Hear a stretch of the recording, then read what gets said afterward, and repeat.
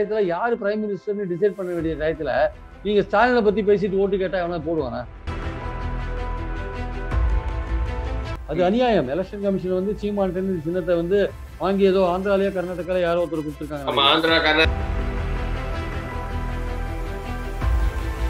ஏன்னா சப்போஸ் நீங்க தோத்தீங்க வச்சுக்கோங்க மோசமா எடப்பாடி 26 நோக்கி போகும்போது பாஜக கிட்ட வந்து பணபலம் இருக்கு, ஆள் பலம் இருக்கு, அடியாள் பலம் இருக்கு, அம்பானி பலம் இருக்கு.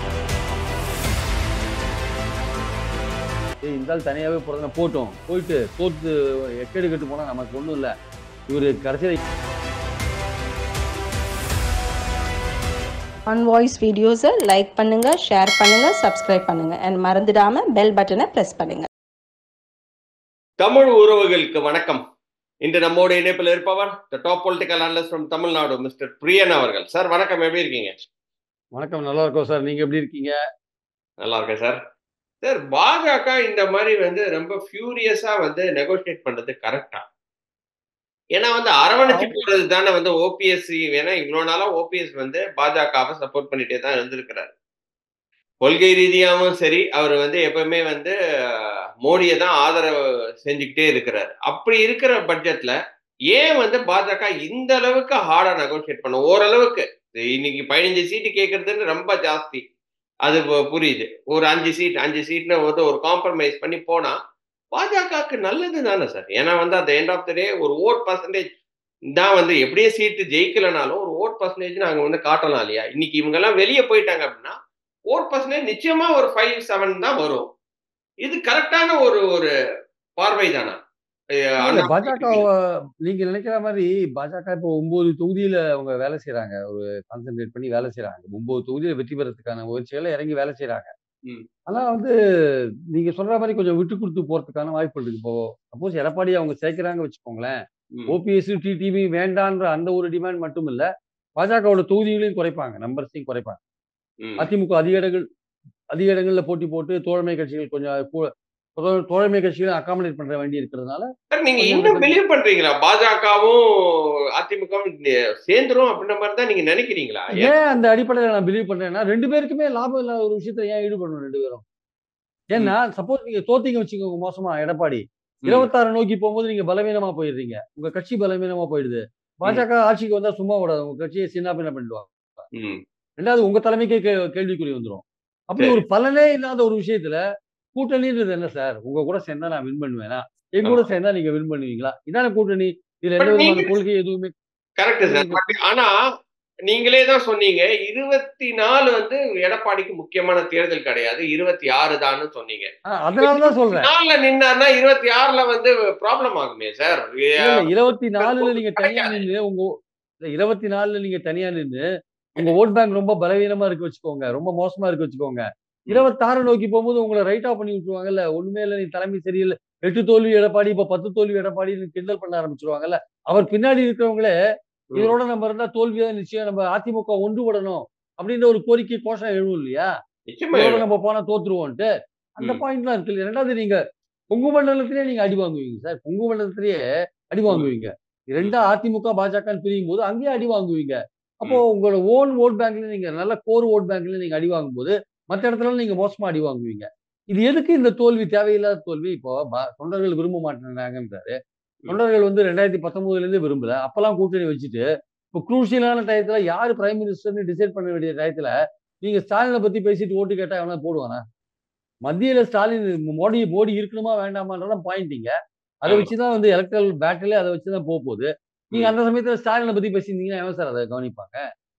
ரெட்டைலை ஓட் பேங்க்னு ஒண்ணு இருக்கு. அது எவ்வளவு இருக்கு? 16% டைம்ஸ் சொன்ன மாதிரி 16% இருக்கா? இல்ல 20% இருக்கா? அதெல்லாம் நமக்கு தெரியாது. ஆனால் நிச்சயமாக உங்களுடைய ஃபோக்கஸ் வந்து போயிடும். உங்க ஃபோக்கஸ் போச்சுன்னா உங்க ஓட் பேங்க் குறையும்.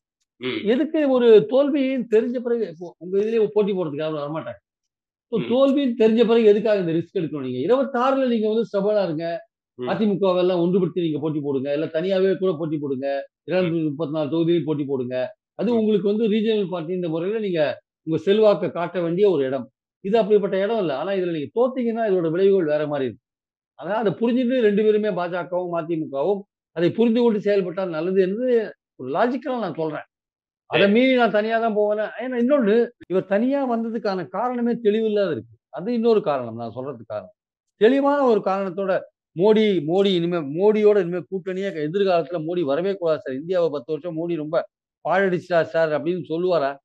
ஆனா இந்தியா கூட்டணி சொல்லுவாங்க. சத்தியமா சொல்ல மாட்டேன். அது எப்படி சொல்ல முடியும்? இந்தியா கூட்டணி சொல்லுவாங்க. இந்தியா அ கூட்டணி சொல்லுவாங்க. நீங்க சொல்லுவீங்களா? சொல்ல மாட்டீங்க. அப்ப நீங்க சொல்ல அது மாரி மாட்டேன். சொல்லாத இருந்தா, ம். நீங்க தனியா வந்ததுக்கு எந்த அர்த்தமும் கிடையாது. உங்களுக்கு சிறுபான்மையோர் ஓட்டும் போட மாட்டாங்க. ம். இதெல்லாம் பார்த்து தான் நம்ம சொல்றோம். நீங்க ம். தனியா இருந்தா பிரச்சனைப்பா. தனியா இருந்தா 2 பேரும் தோத்துருவீங்க அப்படின்னு. ம். அதையும் மீறி பாஜக என்ன நினைப்பாங்க சில சமயம் அதையும் மீறி, ஏய் இந்த ஆள் தனியாவே போறதுனா போட்டும். போயிட்டு தோத்து எக்கேடு கெட்டு போனா நமக்கு ஒண்ணும் இல்ல. இவரு கடைசியில இவர் தான் பாதிக்கப்பட போறார். நம்ம மத்தியில ஆட்சிக்கு வந்தா இவங்க ஆட்கள் எல்லாம் உருவிடலாம். இவங்க எம்எல்ஏக்கெல்லாம் உருவிடலாம் அப்படின்னு அவங்க நினைச்சாங்கன்னா, சுத்தமா அடியோட வந்து காலியாயிடும். ஸோ ஆமா. அதனால எடப்பாடிக்கு ஏன் வந்து அக்ரி பரீட்சைன்னு சொன்னேன்னா, ம். தனியா போனாலும் அக்ரி பரீட்சை, சேர்ந்து போனா ஓரளவுக்கு தப்பிச்சுக்கலாம். கூட்டணியோட இருந்ததுனால வோட் பேங்க் தனியா கணக்கிட முடியாது. அதனால ஏதோ ஒண்ணு சொல்லிட்டு நாங்களும் வாங்கிட்டோம் ஓட்டு. இல்ல ஒரு 1, 2 தொகுதியில வெற்றி பெறதுக்கான வாய்ப்பும் இருக்கு. அப்படி போலாம். அதனால தான் நம்ம வந்து சேர்ந்தா பெட்டர்ன்னு சொல்றோம். பாஜக இந்த பாயிண்ட்ஸ் எல்லாம் பார்க்குறாங்க. ஸோ அவங்க என்ன அவங்க முடிவு எடுப்பாங்கன்னு தெரியாது. இவர தனியா கழட்டி விடுவாங்களா? சேர்க்கறதுக்கு ட்ரை பண்ணுவாங்களா? அப்படி சேர்த்தா ஓபிஎஸும், டிடிவியும் தனியா கழட்டி விடணும்னு எடப்பாடியோட கண்டிஷன வந்து பாஜக ஏற்குமா? எல்லாமே இன்னும் வெள்ளித்திரையில் காண்கன்ற மாரி இன்னும் ஒரு 10 நாள்ல எல்லாமே தெளிவாயிடும். 10 நாள்ல தெரிஞ்சிரும் அப்படின்ற மாரி தான் பார்க்குறீங்க. தெரிஞ்சிரும். சரிங்க சார். அதே சமயத்துல நாம் தமிழர் இன்னைக்கு ஒரு பெரிய பிரச்சனையில இருக்கிறாங்க. அவங்களோட சின்னமே வந்து எலக்ஷன் கமிஷன் வந்து தூக்கிட்டாங்க. எப்படி சார்? அது வந்து பாஜக வந்து பழி வாங்குறாங்க அப்படின்ற மாதிரி நாம் தமிழர் சீமான் வந்து பேசியிருக்கிறாரு. நாங்க வளர்ந்து வரோம். நாங்க வளர்ந்து வரத பொறுக்க முடியாம தான் பாஜக அது மாரி பண்ணியிருக்கிறாங்க. அவங்களுக்கு தெரியாதா? அப்படின்ற மாரி அவர் வந்து கொஸ்டின் வச்சிருக்கிறார். But election commission is an independent body இல்லையா? அவங்க இல்ல வந்து எலக்ஷன் கமிஷன் சீமான பத்தியா யோசிப்பாங்க? அப்படின்ற மாரி ஒரு சந்தேகமும் வருது இல்லையா? உங்களோட கருத்துக்கள் எப்படி சார் இருக்கு? இல்ல சார் 2016, 2019, 2021 இந்த தேர்தல்ல அப்புறம் நகர்ப்புற உள்ளாட்சி எல்லாத்துலயுமே அவர் அந்த கரும்பு விவசாய சின்னத்துல தான் சார் போட்டி போட்டாரு. 1% ஓட்ட 3% ஆக்கி இப்ப கிட்டத்தட்ட 7% வரையும் வந்திருக்காருல்ல. ஆமா. ம். அப்ப அவர் வந்து அந்த மாநிலத்துல வந்து பதிவு பெற்ற கட்சியா இருக்காரு. ஒரே சின்னத்துல 3 தேர்தல்ல போட்டி போட்டுருக்காரு. ம். அப்படிலாம் போட்டி போட்டுருக்கும்போது அவரோட வோட் பெர்சன்டேஜ் ஏறிட்டே இருக்கு. அவருக்கு நீங்க குறிப்பிடுற மாரியான ஒரு மாநில அளவு அங்கீகரிக்கப்பட்ட கட்சியா இல்லாத இருந்தா கூட, தொடர்ந்து அவர் அதே சின்னத்துல போட்டி போடும்போது, நியாயமா நீங்க அவருடைய ரிக்வெஸ்ட்ட தானே கன்சிடர் பண்ணணும். பட் ஆனா அத அவர் விட்டுட்டு வந்து அப்ளை பண்ணல. அவர் ரூல்ஸ் அண்ட் ரெகுலேஷன்ஸ் கரெக்ட்டா வரல அப்படின்ற மாரி எலக்ஷன் கமிஷன் சொல்லியிருக்கிறாங்க. கிடைக்குமா சார் சார்? ஆக்சுவலா கட்சியில? தேர்தல் சமயத்துல தேர்தல் அனௌன்ஸ் பண்ண பிறகு தான் இந்த சின்ன விஷயங்கள்லாம் வரும். இப்பவே ஏன் இந்த எலக்ஷன் கமிஷன் இத பண்றாங்கன்னு தெரியல. ம். கமலஹாசனுக்கு இப்பயே உடனே குடுத்துட்டாங்க. அவரு டார்ச் லைட்ட. ம். அவருக்கு ஏன் குடுத்தாங்க? உடனே அவர் அப்ளை பண்ணாரா இல்லையான்னே தெரியாது. அவருக்கு குடுத்துட்டாங்க.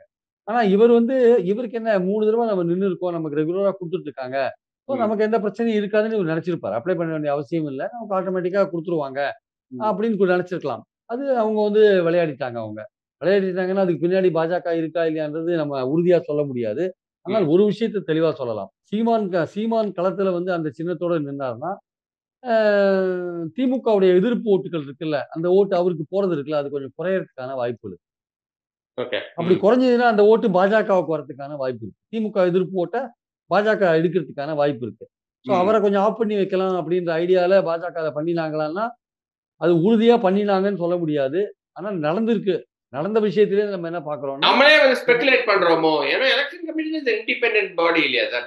இவ்ளோ எலக்ஷன் கமிஷன் பிரச்சனைகள்ல வந்து இண்டிபெண்டன்ட் பாடி இல்ல சார். எலக்ஷன் கமிஷன் இண்டிபெண்டன்ட் பாடின்னு நம்ம கற்பனையா நெனச்சுட்டு இருக்கோம். அது சரி. ஆளுங்கட்சியோட கைப்பாவையா மாறி ரொம்ப நாள் ஆச்சு அது ஆக்சுவலா. ம். அதனால வந்து அது வந்து ரெட்டை எலக்ஷன் கமிஷன் வந்து உண்மையிலேயே நியாயமான இதா இருந்தா 2017ல எடப்பாடி பக்கம் தான் எம்எல்ஏக்கள் இருந்தாங்க. எடப்பாடி பக்கம் தான் கட்சியே இருந்தது. தினகரன்லாம் அதுல தான் இருந்தாரு. ம். 11 எம்எல்ஏ இருந்த ஓபிஎஸ்ஸ மதிச்சு ரெட்டை சின்னத்த ஆர்கே நகர் எலக்ஷனுக்கு ஏன் ஃப்ரீஸ் பண்ணீங்க? நியாயமா எடப்பாடிட்ட தானே குடுத்துருக்கணும். ஏன் ஃப்ரீஸ் பண்ணீங்க? ம். அதனால அந்த அதிமுக பாலிடிக்ஸ்லாம் அன்னைக்கு நீங்க விளையாடுனீங்கல்ல. இன்னைக்கு நீங்க சீமான் விஷயத்துல விளையாடுறீங்கன்னு ஏன் சீமான் சொல்லக்கூடாது? இப்ப சொல்றதுக்கான முழு உரிமை இருக்கு அவருக்கு இருக்கு. அது ம். அநியாயம். எலக்ஷன் கமிஷன் வந்து சீமான்ட்டருந்து இந்த சின்னத்த வந்து வாங்கி ஏதோ ஆந்திராலயோ, கர்நாடகாலயோ யாரோ ஒருத்தர் குடுத்துருக்காங்கன்னு ஆமா. நெனைக்கிறேன். ஆந்திரா, கர்நாடகா ஒரு ஒரு யாரோ பெரிய ஒரு பார்ட்டி கூட கிடையாது. யாரோ ஒரு வீரா சாதாரண ரெட்டியோ யாரோ ரெட்டி குடுத்துருக்காங்க. அது ஆமா. அநியாயம். சீமானுக்கு இது வந்து நடந்த விஷயம் அநியாயம். அவருக்கு அந்த சின்னத்த வந்து கரும்பு விவசாய சின்னத்த திருப்பி குடுத்தாகணும். இது பின்னாடி பாஜக இருக்கா இல்லையான்றது அது உறுதியா என்னால சொல்ல முடியல. பட் இப்படி நடக்கிறதுனால பாஜகவுக்கு ஆதாயம் இருக்கு என்பது மட்டும் உறுதி. ஆனால் ம். பின்னாடி அவங்க இருக்காங்களான்றது கேள்விக்குறி. சார் இது நீ கேஸே போட்டாலும் நிக்காதே சார். ஏன்னா இண்டிபெண்டன்ட் பாடி அவங்க வந்து கோர்ட் என்ன சொல்லுவாங்கன்னா, இல்லப்பா இதெல்லாம் நீ எலக்ஷன் கமிஷனோட பேசிட்டு தானே அவங்க வந்து அறிவுறுத்துவாங்க. ஸோ அப்படி இருக்கிற இல்ல பட்சம் கோர்ட் வந்து நியாயமான விஷயத்த கன்சிடர் பண்ண சொல்லுவாங்க. அவங்க 4 தேர்தலா நிக்கிறாங்க அவங்க. 2வது இது நீங்க ஆந்திரால இருக்கிற ஒரு ஆளு குடுத்துருக்கீங்க. இது தமிழ்நாடு, புதுச்சேரி சம்பந்தப்பட்ட விஷயம். அங்க தான் அந்த கட்சி நிக்க போறது. அதனால அந்த மாநிலங்கள்ல நீங்க வந்து கரும்பு விவசாயி வந்து நீங்க சீமான் கடந்த காலத்துல நின்னதுனால அவருக்கு தான் குடுக்கணும். அப்படின்னு சொல்லலாம். அதனால அது வந்து கோர்ட்டுக்கு போனா அவருக்கான வாய்ப்புகள் இருக்கு. டைரக்ஷன் ஃப்ரம் கோர்ட் வரதுக்கான வாய்ப்புகள் இருக்கு. எ எலக்ஷன் கமிஷனே இவங்களுடைய பேச்சுவார்த்தை நடத்திட்டு இருக்காங்க. ம். அது எலக்ஷன் கமிஷனே தானாவே முன் வந்து தமிழ்நாடு, பாண்டிச்சேரியில இந்த சின்னத்த வந்து சீமானுக்கு மறுபடியும் குடுப்பாங்க என்பதுதான் என்னுடைய கருத்து. குடுக்க வேண்டும் என்பது என்னுடைய கருத்து. குடுப்பாங்களா? குடுக்க மாட்டாங்க அப்படின்ற மாரி தான் வந்து பேச்சுக்கள் நிலவுது. பட் மேபி நீங்க சொல்ற மாரி கொடுத்தாலும் கொடுக்கலாம். இல்லன்னா அவர் கோர்ட்டுக்கு போய் நியாயத்தையும் பெறலாம். பட் இருந்தாலும் நியாயத்த இது வாங்கறதுக்கான வாய்ப்பு இருக்கு. இருக்கு. Sir last and final topic sir. என்ன அப்படின்னா வந்து ஐஎன்டிஏ கூட்டணி என்னதான் சார் கடைசியில வந்து என்ன நிலைக்குமா? 150 சீட்டாவது நீங்க எப்பவுமே சொல்லுவீங்க. எனக்கு நல்ல ஞாபகம் இருக்கு. 150 சீட்டாவது காங்கிரஸ் எடுக்கணும். அப்படி இல்ல அப்படின்னா வந்து பாஜக தான் வெற்றி பெறும் அப்படின்ற மாரி தான் நீங்க வந்து எப்பவுமே சொல்லிட்டு இருந்திருக்கிறீங்க. இன்னைக்கு காங்கிரஸ் 150 சீட் எடுக்கிற நிலைமையில இருக்காங்களா? ஐஎன்டிஏ கூட்டணியே இல்லன்ற மாரி தான் போயிட்டு இருக்கு. லாஸ்ட் அண்ட் ஃபைனல் தாட்ஸ் நீங்க சொல்லுங்க சார் இது. என்னதான் நடக்க சார் போகுது? சவுத்த பொறுத்த மட்டும் 132 கான்ஸ்டிட்யூயன்சி இருக்கு சார். ம், அதுல வந்து இந்த வாட்டி பாஜக 27 இடத்துல இருக்காங்க சார். ஆனா ம், வரப்போற எலக்ஷன்ல கர்நாடகால பிஜேபி அவ்வளவு வராது. 12 தான் வரும்ன்றாங்க. ம். மொத்தத்துல வந்து மொத்தத்துல ஜெகன்மோகனே இப்போ பாஜகவுக்கு எதிரா பேச ஆரம்பிச்சிருக்காரு. சோ அவர் எப்படி போவார் தெரியாது. ஆனால் 132 கான்ஸ்டிட்யூயன்சில பாஜக இந்த வாட்டி அதிகபட்சம் 20 இடங்கள் எடுத்தா பெரிய விஷயம். அதிகபட்சம் 20. இப்ப ஓகே. 130 இருக்கு, 110 இருக்கு. 110ல வந்து ஒரு 20 வந்து ஜெகன்மோகன் எடுக்க முடியாது. அவர் ஒரு 12, 13 தான் எடுப்பார். ஸோ ம், ஒரு அந்த இது போச்சுன்னா, ஆந்திராவ கூட விட்டுறலாம். 25 கூட விட்டுருங்க. ம். மீதி இருக்கிற ஒரு 80, 85 கான்ஸ்டிட்யூயன்சில காங்கிரஸ் குறைந்தபட்சம் 60 கான்ஸ்டிட்யூயன்சில வின் பண்றதுக்கான வாய்ப்புகள் இருக்கு. 60, 70 கான்ஸ்டிட்யூயன்சில. ஸோ சரி. காங்கிரஸ் வந்து குறைந்தபட்சம் ஒரு 350 கான்ஸ்டிட்யூயன்சில நேரடியா பிஜேபிக்கு ஒரு போட்டி குடுக்கறதுக்கான வாய்ப்புகள் இருக்கு. ம், அதனால வந்து ஒரேடியா நம்பிக்கை இழந்து போ வேண்டிய அவசியம் இல்ல. ஆனால் இந்தியா கூட்டணி ஒற்றுமையாக இருந்திருந்தால், அது வந்து இன்னும் கொஞ்சம் பலமாக மக்களுக்கு நம்பிக்கை கொடுக்கக்கூடிய ஒரு விஷயமா இருந்திருக்கும். ஆனால் இவர்கள் வந்து இந்த இந்தியா கூட்டணி மக்களுக்கு வந்து 3 கூட்டங்கள் போட்டு நம்பிக்கை கொடுத்து ஏமாத்திட்டாங்க. ஏமாத்திட்டாங்க என்பது என்னுடைய கருத்து. இப்ப ம். காங்கிரஸ் தனியா போகக்கூடிய நிலையில இருக்காங்க. ஆனால் மக்கள் வந்து இந்த 10 வருஷ கால பிஜேபி ஆட்சிய பார்த்து, இதுல என்னென்ன வளர்ச்சி இருக்கு? விலைவாசி எப்படி இருக்கு? வேலையில்லா திண்டாட்டம் எப்படி இருக்கு? ஆண்டுக்கு 2,00,00,000 பேருக்கு வேலை குடுத்தாங்களே! குடுத்தாங்களா இல்லையா? கடைசியா ஒரு திட்டம் அனவுன்ஸ் பண்ணாரு யாரு? ம். 2022 மே மாசம் சொன்னாரு. நான் 10,00,000 பேருக்கு வேலை குடுக்க போறேன்னாரு. ம். இந்த மாசம் வரையும் அவருக்கு குடுத்திருக்கிறது 8,00,000 பேருக்கு தான் வேலை குடுத்திருக்காரு. அந்த 8,00,000 பேருக்கு வேலை குடுத்ததுக்கு அப்ளை பண்ணவங்க எவ்வளோ பேர் தெரியுமா? 22,00,00,000 பேர் அப்ளை பண்ணாங்க. இப்ப இந்தியால எவ்வளோ மோசமா இருக்கு பாருங்க நெலைமை. அத விடுங்க. ம். மனித வளர்ச்சி குறியீடுகள்ல இந்தியா வந்து 131வது இடத்துல இருக்கு. உலக அளவுல யுஎன்டிபியோட ஸ்டாட்டிஸ்டிக்ஸ் இது. ம். அதனால அது மட்டும் இல்ல. இந்த 4 வருஷத்துல இந்தியா வந்து 21,00,000 ஜாப லூஸ் பண்ணிருக்கு. அத ம். விடுங்க. விலைவாசி வந்து பார்த்தீங்கன்னா, ரூ. 450 கேஸ் இன்னைக்கு ரூ. 950. பருப்பு, உளுத்தம் பருப்பு, எண்ணெய் எது எடுத்தாலுமே 3 மடங்கு விலை ஏறி இருக்கு சார். இதெல்லாம் மக்கள் பார்க்க மாட்டாங்களா? மக்கள் எல்லாத்தையும் மறந்துட்டு ராமர் கோயில மட்டுமே ஞாபகம் வச்சிருப்பாங்களா?